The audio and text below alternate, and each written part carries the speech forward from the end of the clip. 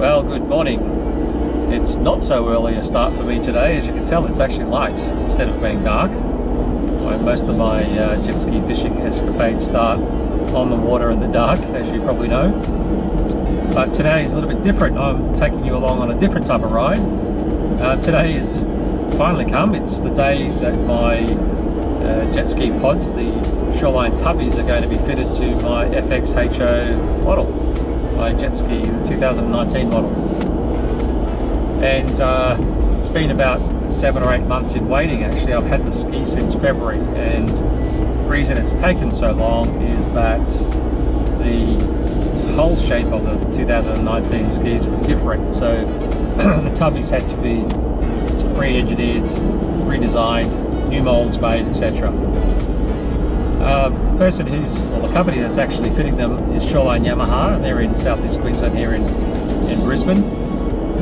And the owner of that organisation, Pat O'Keefe, is one of the original designers of the pods. He used to be one of the owners of Race Tech Yamaha back in Durban in South Africa, who I guess pioneered pods for jet skis for fishing.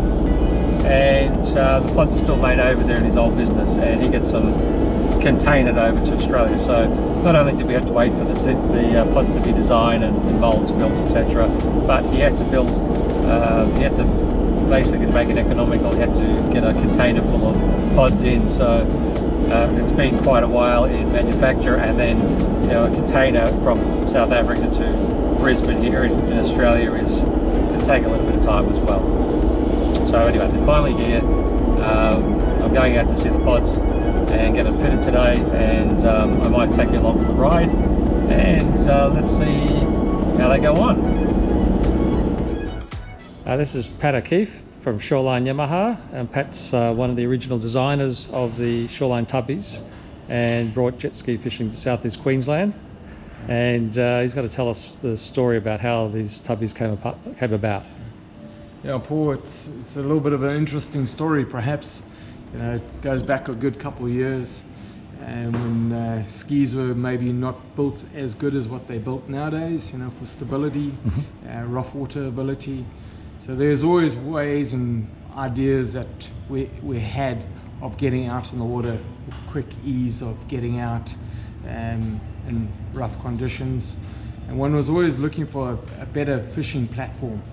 And that's kind of how the creation of the tubby came about, just simply by looking for something that gave more stability, more storage area, and accessibility on and off the back of the craft. You can imagine when you've got the standard ski, you want this to be nice and open at the rear to be able to climb on and off or land bigger fish. And then the tubby itself just gives the craft so much more stability, and not losing any of the performance of the machine, where we all like personal watercraft for the maneuverability, the speed, the ease of use, and we don't lose any of that by simply fitting the tubbies on. So generally the idea came about, like I mentioned, some years ago, purely by delivering a brand new ski to a customer. And he was a big guy, and he went offshore fishing and fell in the water. And in those days we used to run a stainless steel cage on the rear, and you can imagine a big guy climbing up the rear of the craft, not being able to remount the ski, and that's always a concern, especially if you're offshore.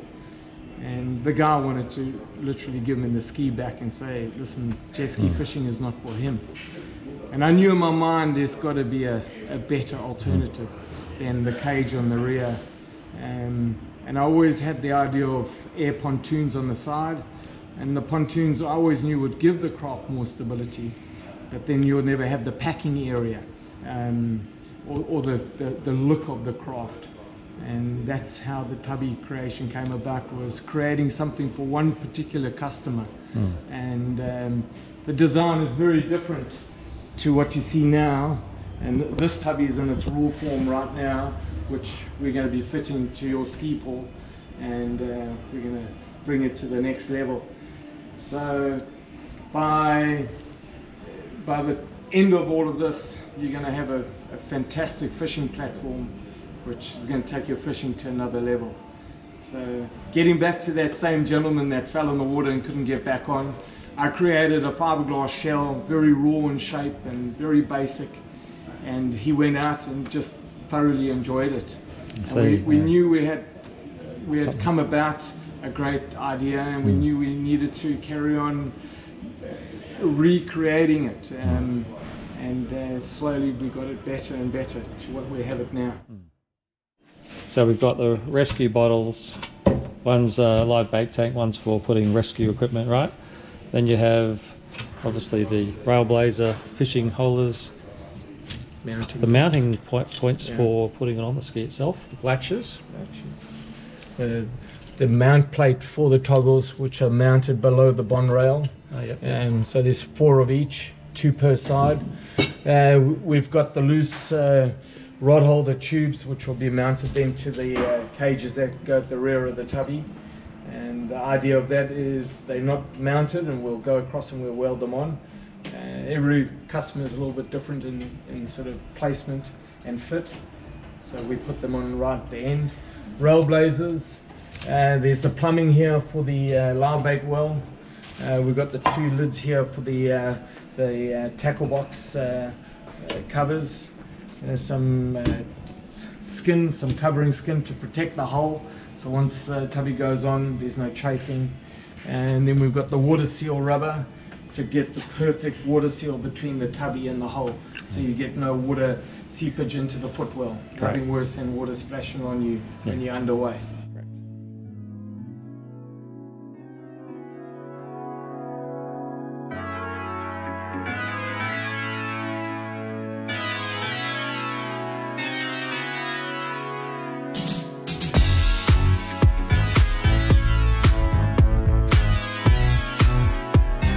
Paul, congrats bud, here your brand new FX 2019 tubbies, latch on tubbies, ready to go fella.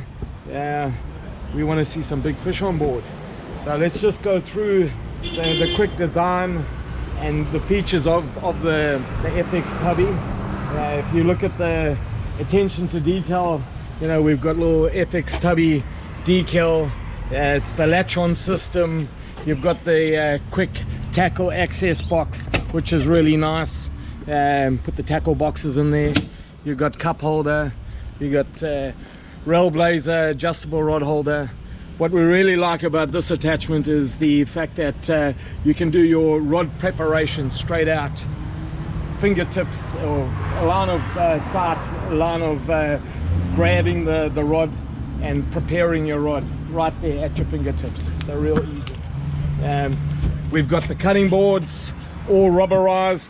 This little work area where you can leave your pliers, side cutters and so on, they're not going to fall over. So it's a really nice little preparation work area. And then moving to the rear, we've got little stainless steel slam locks, keep it nice and tight, all stainless steel, with the cage on the rear. And what we really like about this feature on the rear, and it's all about safety and the fact that you've got a 100% watertight capsize bottle on the rear of the craft, and easily accessible with a grab handle on the bottle itself. So that becomes a really good buoyancy aid for yourself or somebody else that may be in the water. So that really becomes a really good buoyancy aid. Sure, as well as then your safety gear, your flares, your V-sheet, your E-perf can go in here and know it's tightly stowed away and safe. So when you do need it, it's very accessible. And like you know, with the tubby concept, the ease of access on and off the rear. You know, whether you want to get on it or land your bigger fish on the rear is really, really great. Okay, Paul, and then to mention, on the right hand side of the tubby, we like to install a live bait well, which is controlled by this simple ball valve, just simply installed where the plumbing comes from the jet pump all the way up through the tubby, back out again through the ball valve, and then dumping water into the live bait well. The overflow is taken by a couple series of holes at the rear. we've got a little drainage here, so if you wanted to quickly drain the actual live bait, you can quickly remove it, as well as then the actual live bait's on a threaded lid, as well as it's on a tether cord, so if one did drop it overboard, you're not going to lose the actual lid, which I did very much last time. I take off and leave the lid off by accident. Yeah, and it can happen too easy. And then it's also very simply removed by loosening the little plumb fitting in the inside, and you can take it out and wash it quick and easy. So just a case of threading it back on, lining it up and threading it back up. And the beauty of it doesn't pull out because of the plumbing keeping it in. But another added feature which a lot of people don't know about the FX Tubby is within inside we've got positive buoyancy.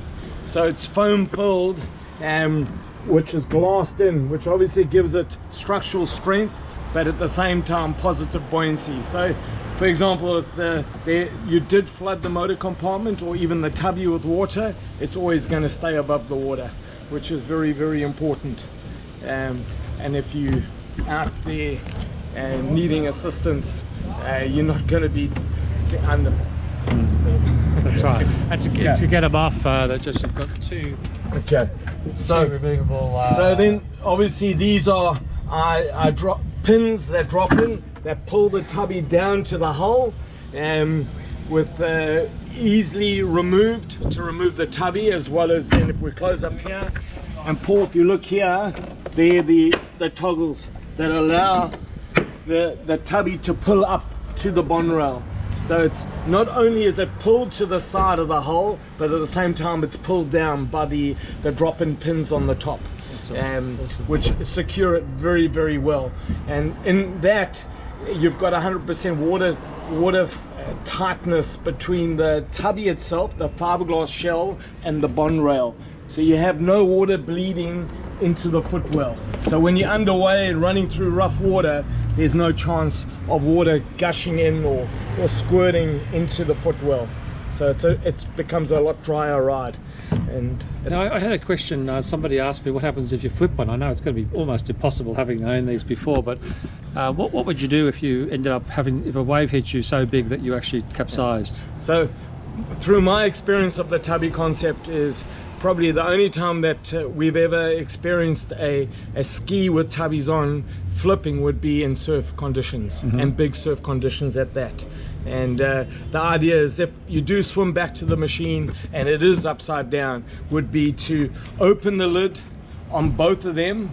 Okay. Yep.